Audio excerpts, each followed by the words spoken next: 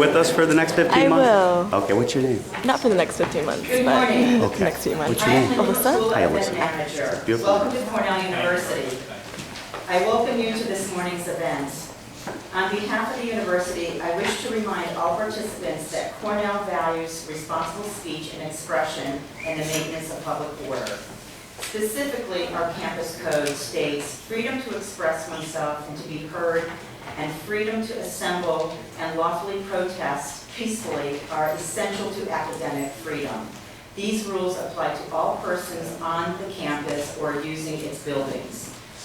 Quite simply, the speaker has the right to speak without intimidation, and the audience has the right to hear what the speaker has to say. The code further states those who dislike what an invited speaker is saying also have rights.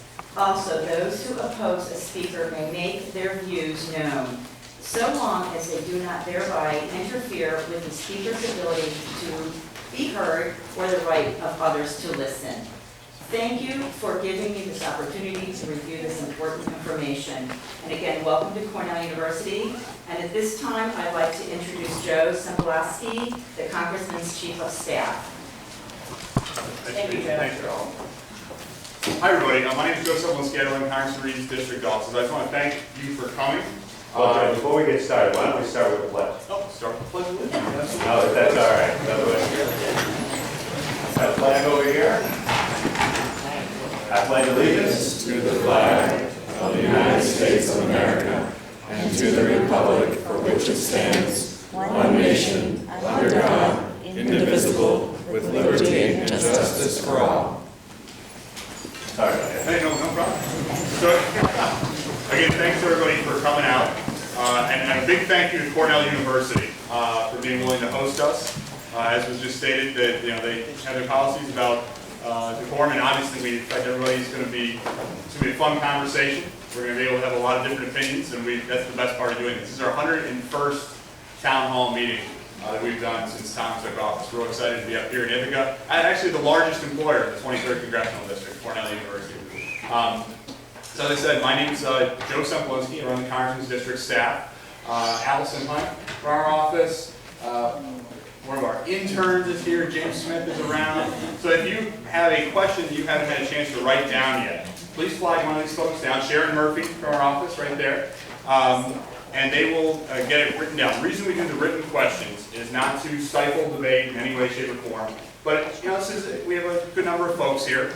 We don't have all the time in the world. We have other town hall meetings and other meetings today. So if we don't get to a topic, we can get back to you if we have the written questions. Also, just people have different personalities. Some folks are quieter. They want to, just have their discussion happen without having to stand up. Some people are more, vigorous and want to stand up and talk. So this way allows us to accommodate folks no matter what your particular personality type is. But again, really appreciate you coming. And our usual format is we have Tom talk for a couple minutes about what's going on in Washington, and then we open up to discussion, and we'll try and work through as many topics as were presented in the written questions. And again, thank you very much. It's a very important part of the process of being a member of Congress is listening to our constituents. So, Congressman Tom. Well, thanks, Joe. This is a great morning, and it's an interesting forum in the sense that I feel like a professor here, and I've never been a professor, well, I think we're going to have a great conversation. And as Joe said, we've done this on a regular basis. This is important to me. It's important to our office to have the conversations about the issues facing the district, facing the state, facing the region, and facing the country. And so I appreciate you coming out today. I appreciate you coming out to engage in this conversation. And one thing in our office is that the door will always be open. We will have this conversation. We started a conversation in Tompkins County back in the town hall we had in Dryden. We went over to Newfield. Now we're here in Ithaca, and we have 10 other counties that we're trying to cover and reaching out to, all the way from Jamestown and Chautauqua County, Ripley, all the way over to Owego, and up north to Seneca Falls and Waterloo. So it's a pretty large district, about the size of the state of New Jersey. So we try to cover it. We try to use these forums. We also try to use technology. You'll probably get some phone calls from us. We have teletown halls that we do. We encourage people to participate in that. We've heard some positive responses utilizing that technology. It's not meant to disrupt you at home. It's meant to be a tool. And if you want to participate in those, we encourage you to do that also. Also, we have an open book process on our social media networks. So if you go to the official pages, I read and read those pages, and I'll tell you sometimes the dialogue is very interesting. And my older brothers and sisters may state some things that are very similar to that in regards to some of the comments about me, but it's a lively debate, and we'll leave it at that. But I appreciate it, both pro and con, and that's what we're trying to do in Washington, is we're trying to be part of the effort, part of the voice, to work together to come to solutions that solve America's problems. Because the problems facing America are large. And the priorities that we're facing right now that we focus on in our office, in my opinion, primarily stem around our economy and the fact that we have to create jobs for the next generation. And how are we going to do that? And so we focus in these handouts. I know we got them up on a big screen today. That's the first time we've had that. But the handouts that we typically give out focus in regards to the economy and job creation on 4 points that we spend as a priority in our office. We have to tackle this national debt problem. We have to tackle the $17 trillion and the additional $800 billion to $1 trillion we're adding to it every year. And we'll have a conversation, I'm sure, in part on that issue. We also have to touch the regulatory environment, in my opinion. To me, the regulatory environment in Washington and in Albany is significant. And it's and these undue regulations, these excessive regulations, are hampering our ability to create those jobs and that economic prosperity that I think we all agree we need to do. We need to reform the tax code. Should be over here? Okay. Oh, I got you. Oh, I got you. Okay. Sorry. Interesting how you do that. Hit the button. Reform the tax code. So I serve on the Ways and Means Committee, and that's the committee in, as you probably well are aware, that's the committee in Washington in the House that's charged with our tax policy, our trade policy, our health policy, but primarily it's the tax policy that's the jurisdiction of the Ways and Means Committee. And so we have engaged in the process of tax reform. We have had bilateral, bicameral, bipartisan talks on the issue. I'm glad to report to you that probably sometime September, October, November this fall, we're going to have a product rolled out of the House in a legislative format that goes through the tax code and takes a bottom-up approach to it, a complete rewrite of the tax code. Because you got 77,000 pages of tax legislation that to me is broken. We need to simplify it, we need to make it fair, and we got to make it pro-competitive so that we can have the jobs of today and tomorrow. And I'm sure we'll get into the conversation about what tax reform looks like and what your thoughts on that are. The last thing is we need a comprehensive energy policy in America. And I am an all of the above believer. I believe in all forms of energy. I believe that there's a role for alternatives, there's a role for renewables, but there's also a role for our fossil fuels in America. And that needs to be put together in a comprehensive basis, and we all have to make a concerted effort to come to an agreement as to what that comprehensive energy policy is going to be. Because we need that energy. We need to rely on it ourselves. We cannot be dependent on foreign sources. We need to have control of that energy policy, and we need to have that energy so that we can build things here in America and sell them elsewhere. I'm a big believer in build it here, sell it there. And we're going to continue to focus on those policies. The other issues that we're facing in Washington right now, outside of tax reform and the focus on jobs and the economy, obviously immigration is a top issue, and I see some signs here, and I'm sure we're going to get into that issue. Glad to report that I think this is an opportunity. The Senate has acted, and now it's up to the House, and I recognize that. And I think what we're going to see in the fall of this upcoming year is a House action on the issue. Don't know, to be perfectly honest with you, given the politics of all of it, whether or not it will get done this session, but at least I think you're going to have the opportunity to move the debate because the Senate will have acted, the House will have acted, and then there's an opportunity to see if we can't bridge the differences between the two. That is critical in order to move forward. That we have the two visions and we debate it across America, and then we see if we come together to get it done. And the reason why the opportunity is there is because it's a problem that needs to be addressed. I talked with the speaker as recently as 2 weeks ago, and I'll tell you personally, from his perspective, this is an issue that needs to be taken care of and it needs to be dealt with. So So that gives me a lot of hope and optimism that there's an opportunity here in the next few months and into next year to get this issue resolved. Obviously, it's a top priority from the White House. They've raised it to that level. That's why it's on the front burner as it is. And let's see where it goes. And I'm interested in on it. So that's kind of where we're at in Washington. And I came here to listen to you. So let's start the conversation. Okay, so the number one topic was immigration. Okay. So we'll address that first, since that had most questions. One question was sort of a couple people asked. I'll read it. An estimated 5 million U.S. citizen children have an undocumented parent. Guest worker programs may not keep those families together. Do you believe these parents should be deported? And if so, do you believe their U.S. citizen kids should be put in foster care or get deported too? Would you consider adopting one of those kids? Where is all this money for increased enforcement coming from? What is your benchmark for considering the border secure? All right. Well, great questions as to adopting children. Now, we have two 15 and 13-year-old at home, and I'm sure my wife, I'll bring that back to my wife to consider. But I come from a large family. I have 11 older brothers and sisters, too, so I'm always interested in seeing if I'm a little competitive, so seeing if we can be my mom and dad on that. But on the issue of immigration, especially when you bring up the kids, you know, that is something that I'm sensitive to, that I recognize that these individuals, especially the kids, came here innocently, and there needs to be a path forward for them. And that path forward includes citizenship.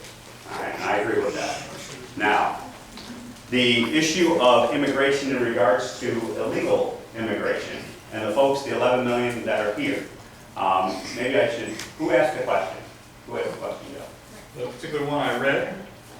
Right here. Okay. So what are your thoughts? What's your idea of the solution? I mean, there are different issues at stake.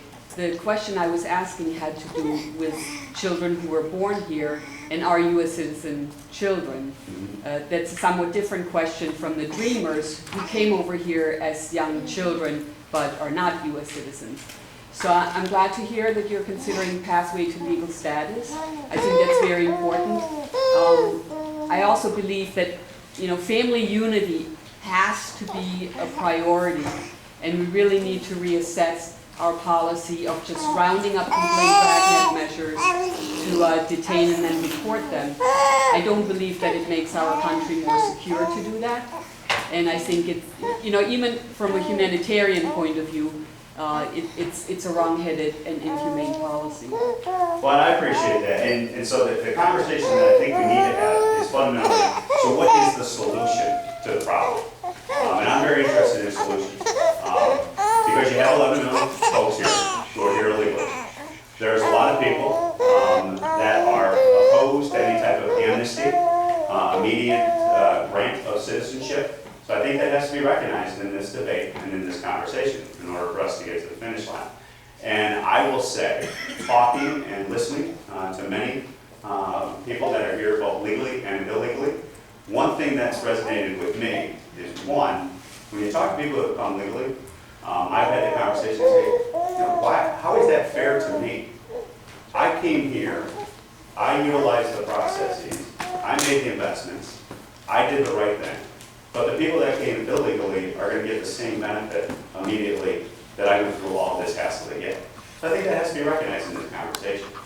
I think also, when you talk to people that are here illegally, like we have done, one of the things that I see a constant theme on is I'm worried about the risk of deportation. Not as much about the issue of citizenship. So when I talk to them about a proposal that I'm interested in potentially discussing, did that go off? Can you still hear me? Okay. Is it off? Did we run out of battery? All right, we need an IT timeout.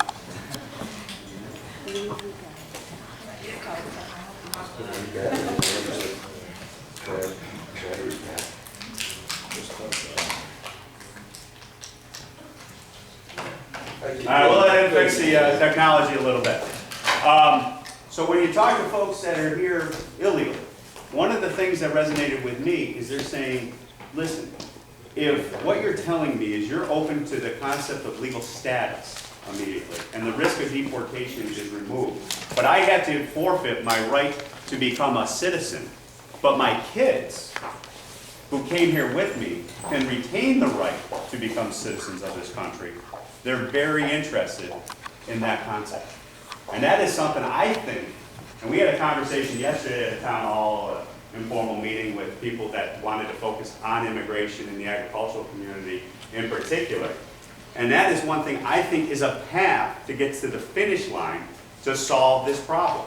Because we're going to have to come together. It cannot be the Senate bill with all the work that's been done there that went into it and the compromises that were reached. The Senate bill is a lot of times when people push to me and say, that's what we have to do in order to solve this problem. It's just the reality of DC, the reality of split government, is that we're not going to take the Senate bill and get to the finish line, because there's a lot of people, like myself included, who think that the legal path to citizenship is something that is too far and it's not right. So from my perspective, how do we get to the finish line? And how do we deal with the issue in a substantive way where we respect the rule of law, and yet we are practical and solve the issue of 11 million folks? And also, we don't put ourselves in the same position 10 years from now or 15 years from now, like we did from 1986 to now when they did last comprehensive immigration reform, and they said we would never have to deal with it again because we solved it. Well, look at where we're at. So those are the kind of concepts that we deploy in the area and that we will continue to deploy. And I think if we focus on the issue of maybe backing off citizenship for those that are here illegally, but focus on legal status, I think that has a much better chance of getting through both chambers and getting to the finish line and getting it taken care of. And respecting the dreamers, respecting the kids, respecting the people that came here illegally. Also, on this issue, we spend a lot of time on the issue of ag and student immigration. To me, that is something I hear in the district. We're in the ag school here in Cornell, and agricultural interests of the district are significant across the entire district, so we spend a lot of time on our guest worker needs and our guest worker programs so that our labor needs on our farms and agricultural communities are met and that they're stable. That's why we supported things like we're opening them up to the dairy program, having the U.S. Department of Agriculture in control of these programs rather than the Labor Department, things like that. We've been continuing advocating those reforms. Also, it doesn't make sense to me that we have institutions like Cornell, where kids come, we educate them, and essentially we say, thank you very much, here's your degree, go back home. That we can do better on. And also, it dovetails into our manufacturing renaissance that I believe in, is that we need those skills here on American soil to enhance our opportunities to grow U.S. manufacturing. So that is something we're very interested in working on. So that's kind of the outline of where we're at, and hopefully that answers the questions on the issue. Just Oh, got a battery. reload them. But like I said, we have a lot of questions on immigration. We touched on many of the issues that have been covered. But there was a specific question. How would you vote on the bipartisan Senate bill if it came up for a vote? Just to make that. I looked at the Senate bill, and as I said in the earlier comments, I would vote no on that legislation if it was not changed. But I don't think the Senate bill will go to the House. And what we need to do is take the House, and I think the House is going to take multiple steps on this issue. And once the House acts, I think the intention is to get it to conference committee and then come back with a different package. And then we'll have to see what that package looks like. Answer the question. Sort of, actually, we touched on most of the topics in your remarks, but interesting emotional perspective. Were you or your staff afraid or scared of the police and ICE on your way here? Well, obviously we live in America, and obviously I'm hearing a comment in there that we heard yesterday from a group of folks during this meeting that were harassed by our law enforcement and by our people. And I will tell you that is despicable. And we have offered our offices to them to make sure we monitor and be a voice to go after, for example, the Buffalo office is what I'm hearing, that there are some major complaints about the Buffalo ICE operations. And we're going to put a spotlight on that because that's not acceptable. But I will tell you that I have a lot of respect for our law enforcement community. I have a lot of respect for the folks, the men and women that are out there who do it right day in and day out. And I will tell you, 99.99% of them are doing just that. And I will stand with them. But if there's a rotten egg in there, if there's somebody who's engaging in something, and if this individual who asked the question, yeah. If you've been harassed, if you've been targeted, if you've been profiled, I want to know about it, and we will pull that right up. If I have that skill and this is strong accent, obviously I'm suspicious of something. And yes, I be targeted, and I bring this letter from more than 50 farm workers who were afraid to come here. And it's in English. Perfect, And thank I have you. it in Spanish also. And those farm workers live in a highly targeted area by ICE and the police, the state police. And they work in farms, picking up onions, apples, Apples the and main fruits of up there. our beautiful New York state. And thank you so Amen. much for the opportunity. Well, I appreciate that, and I appreciate the courage to put a name on this piece of paper. And I'm looking at these addresses and these locations, and many of them are north of the district, but that doesn't matter to me. We're in a region here. And what I'll do, and then looking at these areas, I know this is in the Buffalo jurisdiction, and this is consistent with what I was hearing yesterday. So if we could follow up with you offline to make sure that if you know specific events, specific officers in particular, we're not going to use your name, but we're going to put a highlight on it, and we'll get to the bottom of it, because that's not acceptable.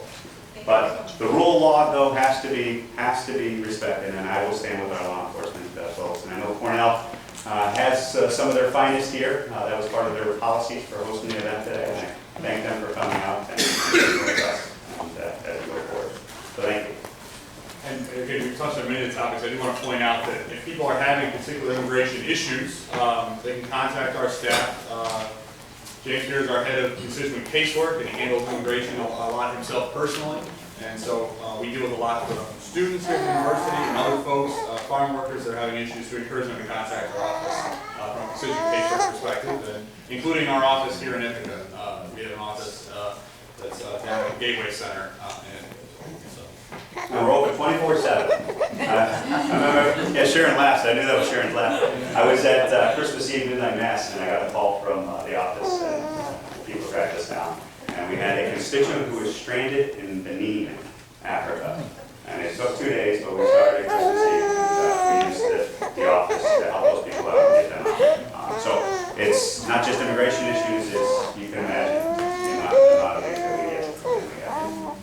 We like doing it. And I bring up the Ithaca office because we did have one question about why we do not have an Ithaca office. We do have an Ithaca office, as I said, it's a Gateway Center. It's one of our 5 offices in the congressional district. And we encourage folks, as Tom said, come during office hours if you want to talk to folks personally, but also at any time, day or night, you can email or call and leave a voice message. Those are available through read.house.gov. So we try to be as accessible as possible, and those are things you do even when it's not in regular business hours. And I know I was talking to a nice lady on the way in who kind of lived up in the Seneca Falls area. So just so you know the lay of the land with our offices, we have the one in Ithaca, we have the one in Corning, we have the one in Olean, we have the one in Jamestown, and the one in Geneva. Those are the core offices that we try to cover the district with. And then we also have satellite offices that we hold office hours in Owego, in the county office building. And then also in Chautauqua County, we do satellite offices in Fredonia and Dunkirk and over in Ripley.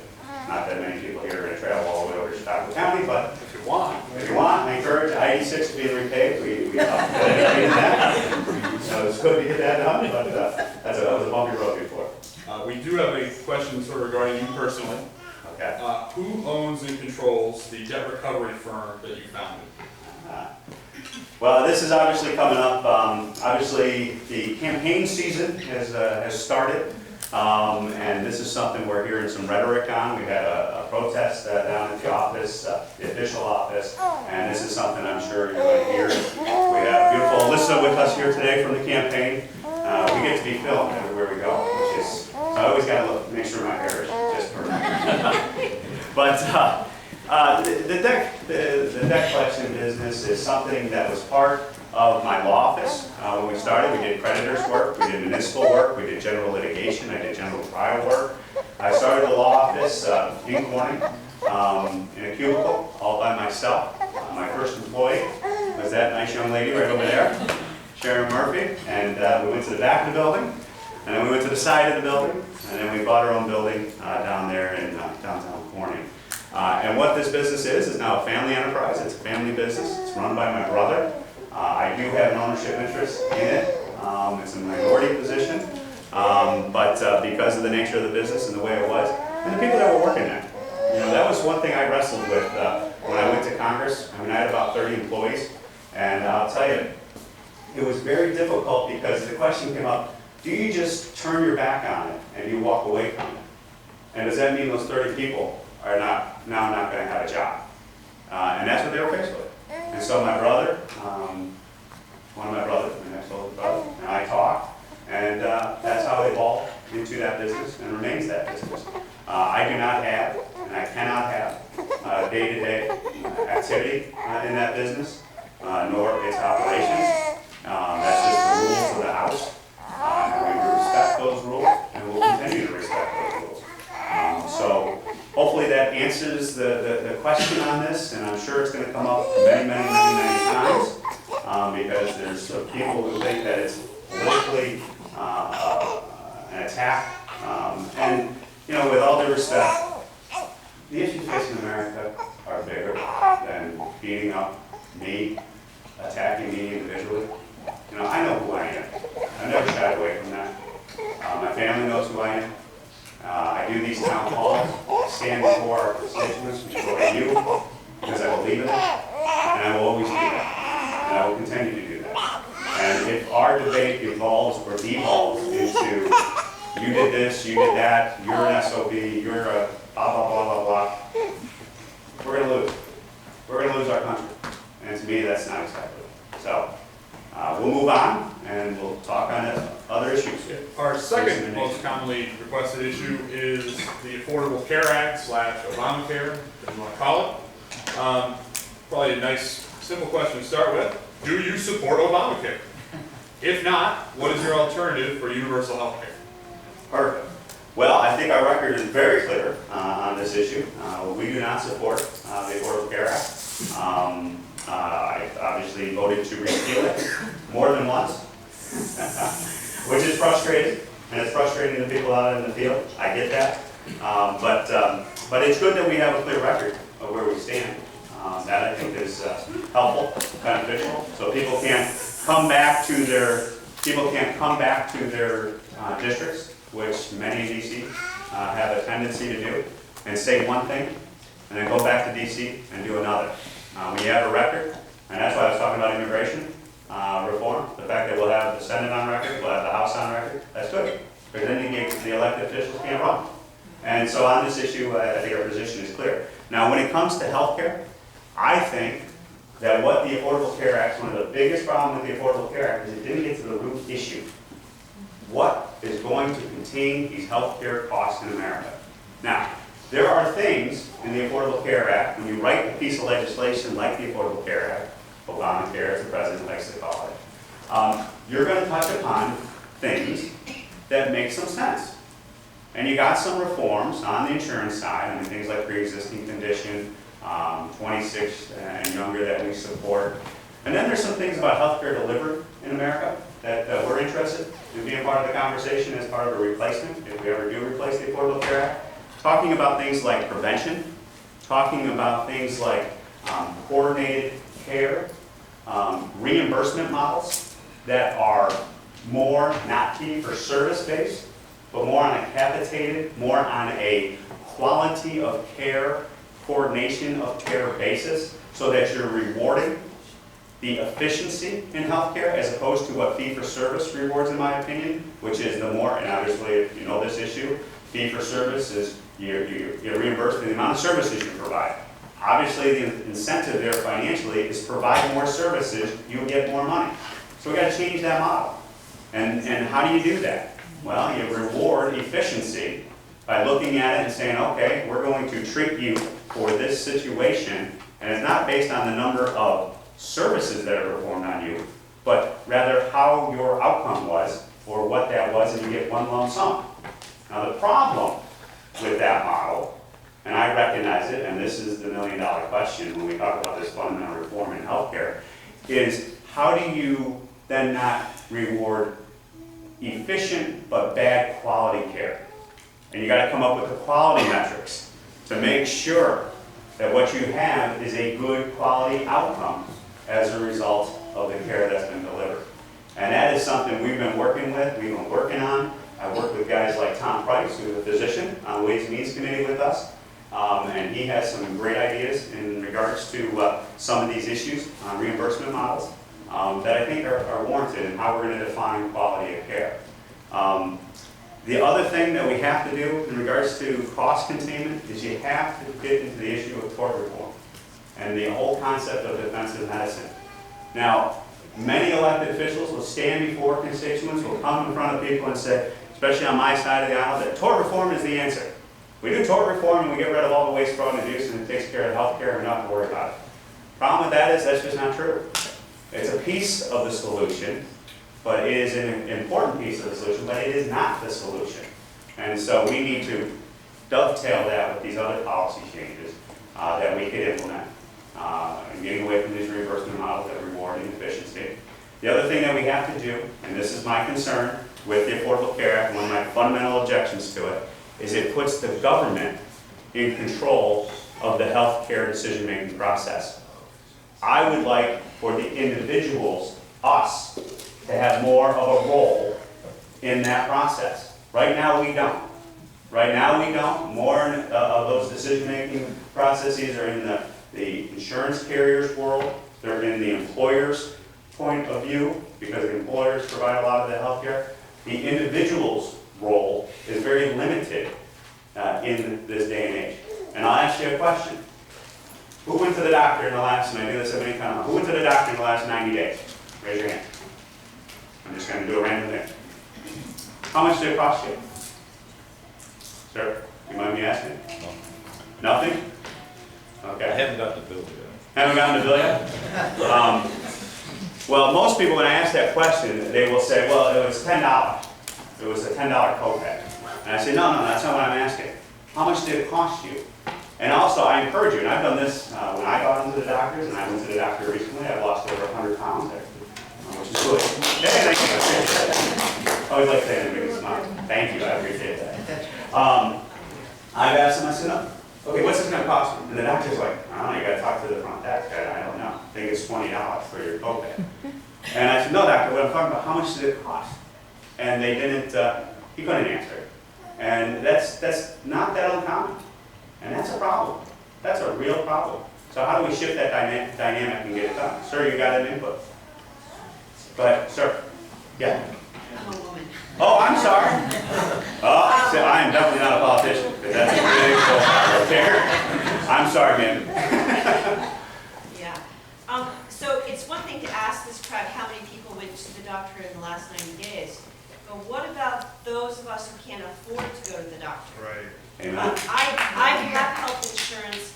I have a $5,600 deductible on it. Amen. I can't afford to go to the doctor. And that's why cost, that's where the Affordable Care Act, in my opinion, missed the boat. Because we got to drive those costs down to make health care affordable. Well, I think So how do we do that? I think that the cost is supposed to go down with Obama. The data I've seen, the arguments I've seen, and we'll see. Now we'll see. Congressional budget. We'll see, because it's clear to me. When the president came over, we had the Charm Offensive lunch, and we met with the president. Clear to me that anything that deals with the Affordable Care Act, Obamacare, that comes out of the House is going to be vetoed, which is very frustrating, to be perfectly honest with you. Because even at that time, we were talking about the high-risk pool, the people that are facing catastrophic and chronic conditions right now, and they underfunded, the Affordable Care Act. They had $1 billion line item for that, and it ran out of money. It ran out of money because they thought $1 billion would take care of them forever, and within 2 years, it's broke.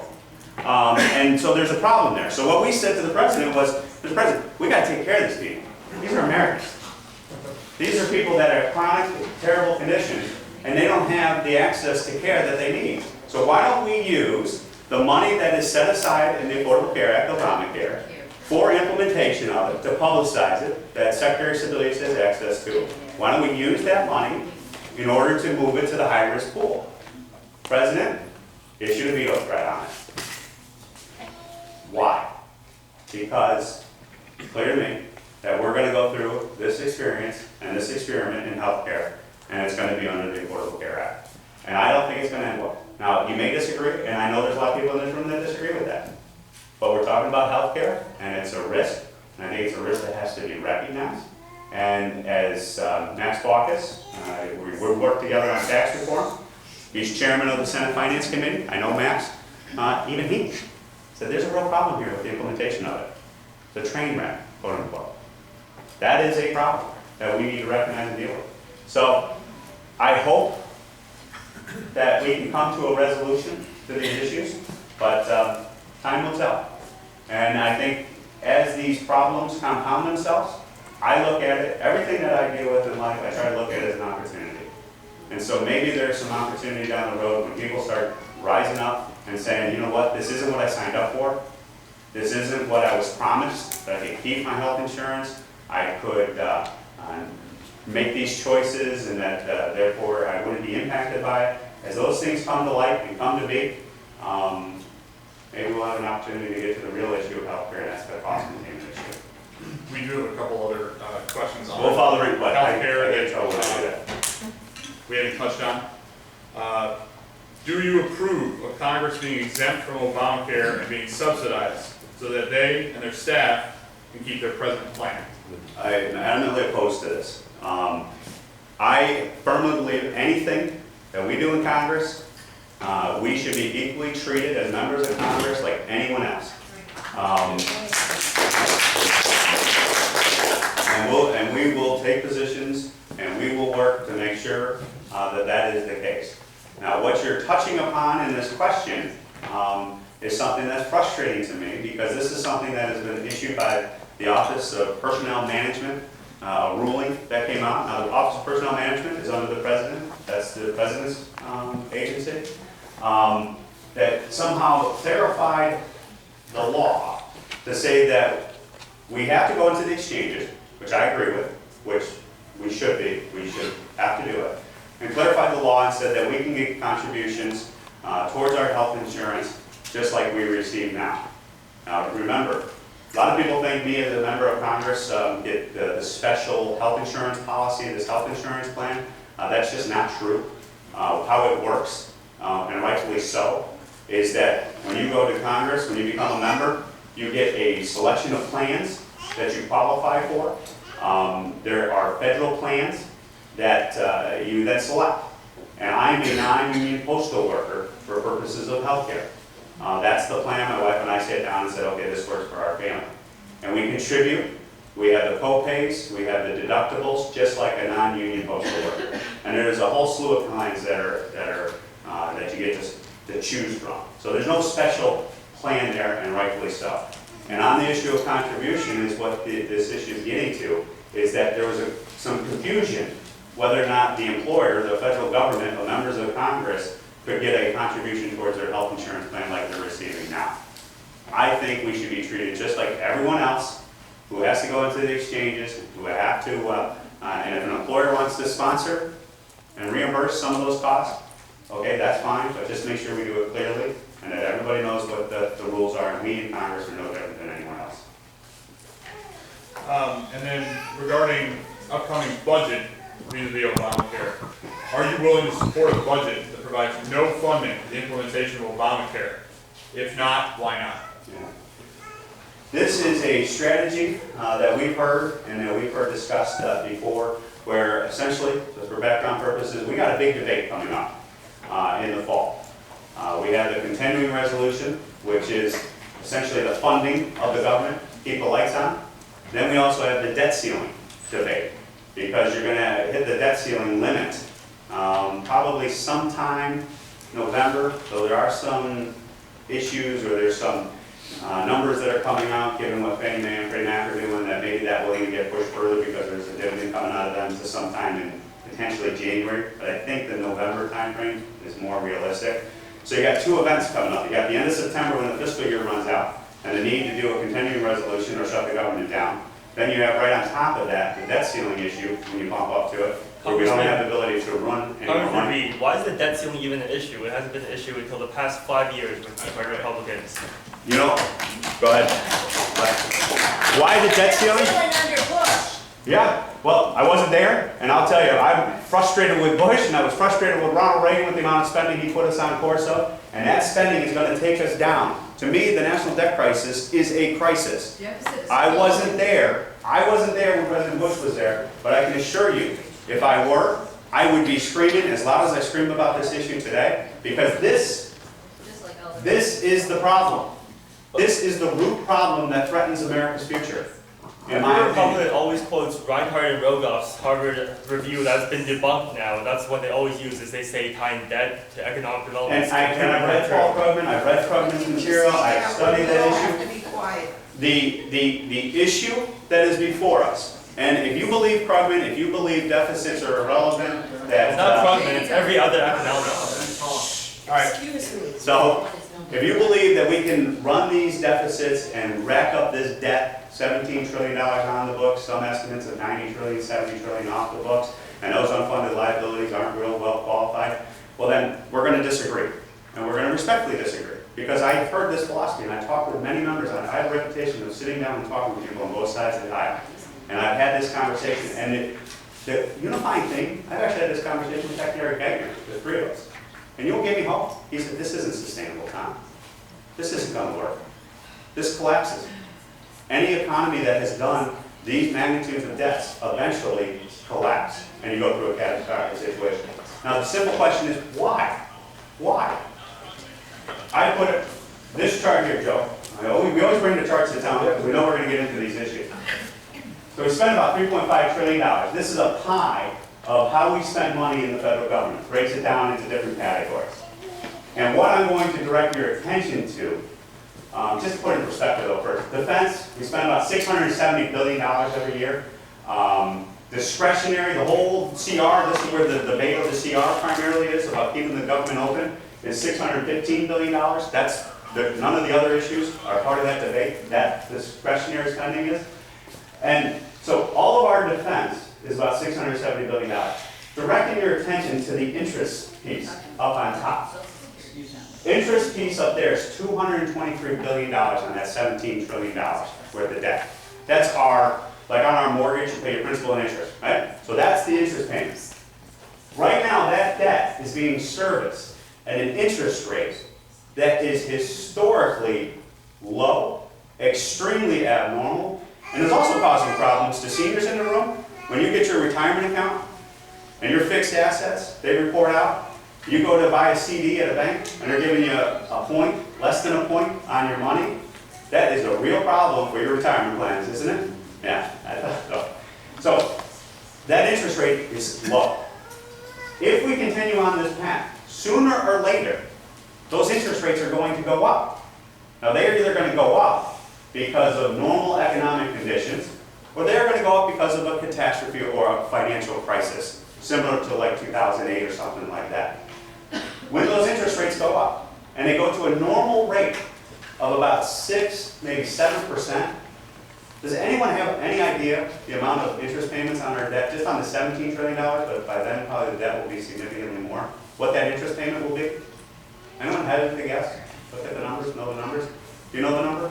1.2 trillion? What's that? I mean, I can do math, 1.2 trillion? It could. And it goes up about another $800 billion. Where are you going to get that in the federal coffers that are already running short every year, $800 to $1 trillion? What are you going to take it from? You're going to shut down defense? And you still come up short? Just not pay, don't pay the Army, don't pay the military, don't pay any of our defense national security implementation tools? So it's cut all of $670 billion?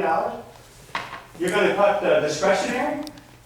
You know, which right now with sequestration, and I can tell you, we've heard the stories, we've heard the stories, we've heard the screams about how can you cut this money, how can you destroy our budgets?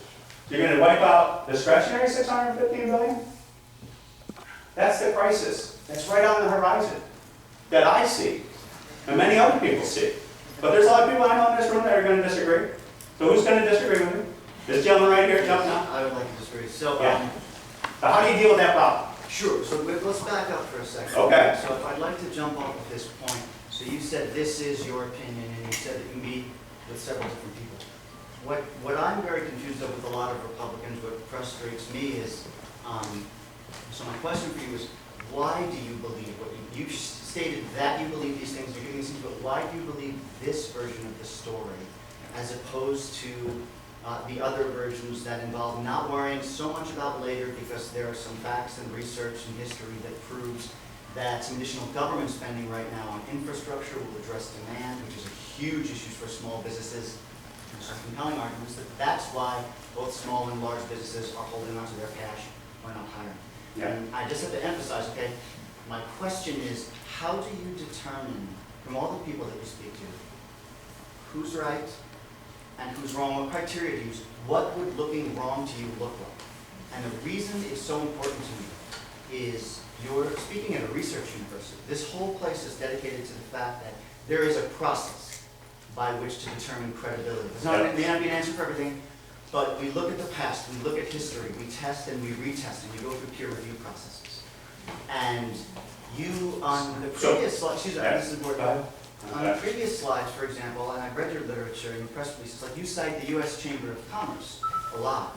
And case after case, they've been discredited. In fact, many small businesses are fleeing to like the small business majority and other trade associations that they feel actually represent them. You cited the National Federation of Independent Businesses.